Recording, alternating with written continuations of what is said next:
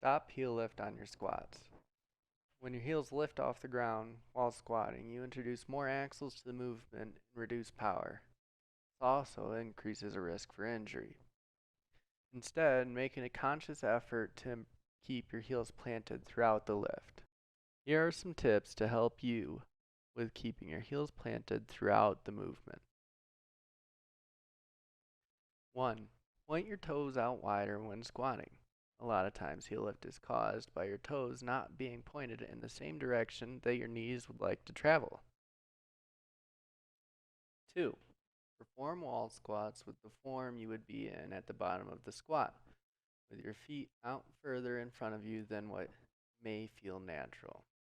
At this position, try to lift your toes off of the floor while driving your heels into the floor. Do this while incrementally moving your feet closer to your body.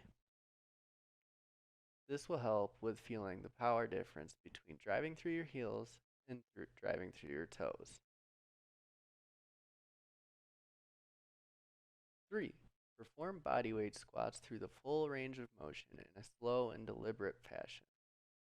While doing this, again, focus on driving through your heels. At the bottom, you should be able to wiggle your toes freely if you are driving fully through your heels.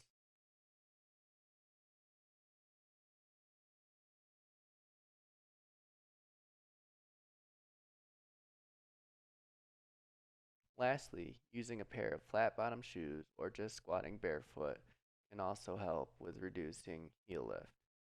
However, it's not necessary. I personally prefer a pair of wedge lifting shoes with a hard sole and flat bottom, but a pair of skate shoes will work just fine. If you don't have skate shoes or lifting shoes, or your gym doesn't allow barefoot lifting, a pair of normal tennis shoes will be okay, but you may need to practice with the previous tips more. Hope this helps you squat heavier tomorrow.